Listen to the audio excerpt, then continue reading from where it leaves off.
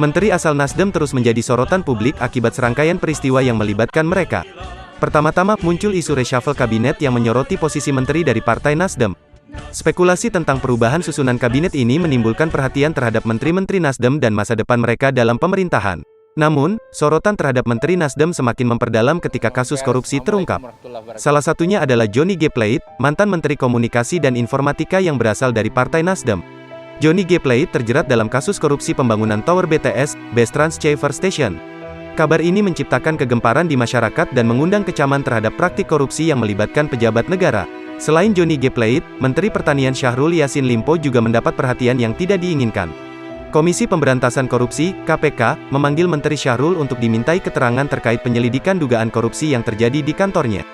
Namun, sayangnya, Menteri Syahrul tidak dapat memenuhi panggilan tersebut karena berada di India pada saat itu. Hal ini menimbulkan kontroversi dan beredar kabar bahwa KPK kemungkinan akan menetapkan Menteri Syahrul sebagai tersangka dalam kasus tersebut. Sementara itu, Menteri Lingkungan Hidup dan Kehutanan, Siti Nurbaya, juga mendapat sorotan ketika dipanggil oleh Presiden Jokowi untuk bertemu di Istana Negara. Siti Nurbaya tiba di istana melalui pintu pilar Jalan Ir Hajuanda dan kemudian keluar melalui pintu Bali Komplek Istana. Pihak istana melalui Deputi Bidang Protokol, Pers, dan Media Sekretariat Presiden, B. Mahmudin, membenarkan bahwa Menteri Siti menghadap Presiden terkait masalah polusi udara di Jakarta yang semakin memburuk. Serangkaian peristiwa ini menunjukkan bahwa para Menteri Nasdem terus menjadi pusat perhatian publik. Isu reshuffle kabinet, kasus korupsi, panggilan KPK, dan pertemuan dengan Presiden Jokowi merupakan faktor-faktor penting yang menjadi perhatian dalam dinamika politik dan pemerintahan. Semua ini menciptakan gelombang diskusi dan spekulasi tentang masa depan para Menteri Nasdem dan dampaknya terhadap pemerintahan dan pembangunan negara. Isu akan adanya reshuffle Kabinet Indonesia Maju terkait menteri-menteri Partai Nasdem semakin kencang berembus dalam beberapa hari belakangan. Partai besutan Surya Paloh tersebut memang mendapat 3 jatah kursi menteri pada periode kedua pemerintahan Jokowi. Menteri dari Nasdem yang duduk di Kabinet Jokowi yakni Menteri Komunikasi dan Informatika, Menkominfo, Johnny G. Plate, Menteri Pertanian, Mentan, Syahrul Yassin Limpo, dan Menteri Lingkungan Hidup dan Kehutanan, LHK, Siti Nurbaya. Berikut profil Johnny G. Plate, Syahrul Yassin Limpo, dan Siti Nurbaya yang santer dikabarkan akan ditendang dari Kabinet Indonesia Maju. Johnny G. Plate lahir pada tanggal 10 September tahun 1956 di Ruteng, Manggarai, Flores, Nusa Tenggara Timur, NTT. Ia dilantik menjadi Menkominfo pada tanggal 23 Oktober tahun 2019 setelah sebelumnya terpilih sebagai anggota Dewan Perwakilan Rakyat, DPR, dari Partai Nasdem. Posisi sebagai wakil rakyat sudah dijalani Johnny G. Plate sejak tahun 2014. Pada pemilu 2014, ia duduk di Senayan mewakili Dapil NTT 1. Perjalanan sebagai anggota DPR berlanjut pada Pileg 2019 untuk Dapil yang sama. Selama berstatus sebagai wakil rakyat, Johnny G. Plate sempat menduduki posisi sebagai anggota Badan Anggaran, Ketua Kelompok Fraksi, Kapoksi, SI, termasuk anggota Badan Musyawarah DPR RI. Sebelumnya jejak Johnny G. Plate di dunia politik diawali ketika bergabung dengan Partai Kesatuan Demokrasi Indonesia, PKDI. Di partai tersebut, ia menduduki kursi sebagai Ketua Mahkamah PKDI hingga 2013. Nasdem kemudian menjadi pelabuhan Johnny G. Plate, bahkan dipercaya menjabat sebagai Sekretaris Jenderal hingga hari ini. Sebelum terjun ke dunia politik, Johnny G. Plate adalah seorang pengusaha yang merintis bisnisnya pada awal tahun 1980-an. Ia berbisnis alat-alat perkebunan ketika pembukaan kebun di Papua dan Kalimantan sedang marak-maraknya. Johnny G. Plate melanjutkan bisnisnya bersama koleganya ke dunia transportasi penerbangan. Harta kekayaan Johnny G. Plate tahun 2021 tercatat senilai Rp191.239.409.092 atau Rp191 miliar. Oh my God! Wow! Siti Nurbaya bakar terbilang menteri sekaligus politikus Nasdem yang setia dengan Jokowi. Sebab ia 2 kali dipercaya menjabat sebagai Menteri Lingkungan Hidup dan Kehutanan pada Kabinet Kerja dan Kabinet Indonesia Maju. Siti Nurbaya menamatkan pendidikannya di Institut Pertanian Bogor, IPB. Ia lulus pada tahun 1979. Siti Nurbaya lantas melanjutkan studi S2 ke International Institute for Aerospace Survey and Earth Science, ITC, NCD, Belanda. Setelah lulus dari universitas tersebut pada tahun 1988, ia memperoleh gelar doktor dari IPB dengan Siegen University, Jerman. Ia lulus pada tahun 1998.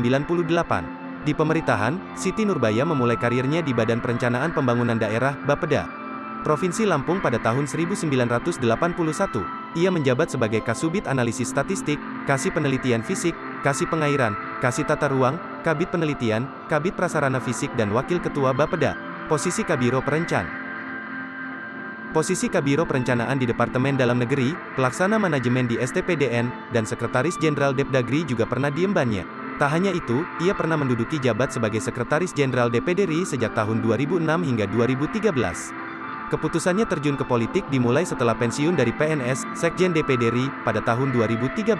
Syahrul Yassin Limpo lahir pada tanggal 16 Maret tahun 1955 di Makassar, Sulawesi Selatan. Ia sempat menjadi lurah dan camat. Berawal dari situ, perjalanannya di pemerintahan berlanjut sebagai Bupati Kabupaten Goa selama 2 periode. Dari kabinet ia kemudian menjabat Wakil Gubernur Sulawesi Selatan selama 1 periode mendampingi Amin Syam. Syahrul Yassin Limpo kemudian memenangkan pertarungan dengan Amin Syam dalam Pilkada Sulsel pada tahun 2007. Keduanya sama-sama maju bertarung sebagai calon petahana pada kontestasi politik tersebut. Syahrul Yassin Limpo menamatkan pendidikannya di SMA Katolik Cendrawasih Makassar, 1973. Ia sempat berkuliah di Universitas Hasanuddin dan lulus pada tahun 1983. Dari universitas ini, ia memperoleh gelar sarjana hukum. Syahrul Yassin Limpo lalu melanjutkan studi S2 pada tahun 1999 di Lembaga Administrasi Negara, LAN. Dari universitas yang sama, ia juga memperoleh gelar doktor pada tahun 2008. Dilansir dari laman LHKPN, total harta kekayaan Syahrul Yassin Limpo dalam LHKPN tahun 2021 tercatat sebesar Rp19.542.542.532 atau lebih dari 19 miliar rupiah.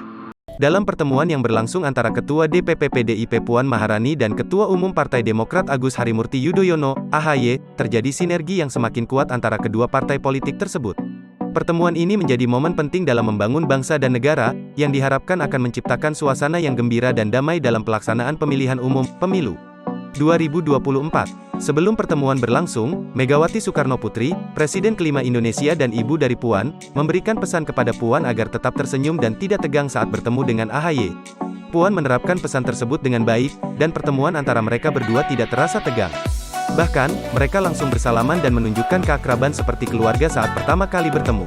Tidak hanya itu, dalam pertemuan ini, Puan dan AHY menyampaikan harapan untuk mengadakan pemilu yang damai, gembira, dan menjadi perwujudan pesta demokrasi rakyat yang melibatkan seluruh rakyat Indonesia. Mereka sepakat bahwa peran anak-anak muda sangat penting dalam membangun masa depan bangsa yang lebih baik. Presiden ke-6 Indonesia, Susilo Bambang Yudhoyono, SBY, juga memberikan pesan kepada AHY sebelum pertemuan tersebut. SBY berharap pertemuan ini membawa kebaikan dan keberkahan, dan bukan hanya berkutat pada politik praktis. Pesan-pesan tersebut menunjukkan bahwa PDIP dan Demokrat memiliki kesamaan dalam tujuan mereka untuk berkontribusi positif bagi Indonesia. Respon terhadap pertemuan antara Puan dan AHY juga mendapat tanggapan positif dari bakal calon presiden, baca pres, PDIP, Ganjar Pranowo. Ganjar menganggap pertemuan ini sebagai bagian dari komunikasi politik yang perlu terus dilakukan antar partai politik. Ia mengunjungi kantor partai politik yang bekerja sama dengan PDIP sebagai upaya bersilaturahmi dan membangun hubungan yang baik. Kedekatan antara Puan dan AHY terlihat saat pertemuan berlangsung. Mereka berjabat tangan dengan akrab dan bahkan melakukan tos. Keakraban juga terlihat antara elit-elit PDIP dan Demokrat yang hadir, di mana mereka saling berpelukan dan berfoto bersama dengan senyum dan jempol yang diacungkan. Secara keseluruhan, pertemuan antara Puan dan AHY telah memperkuat sinergi antara PDIP dan Demokrat.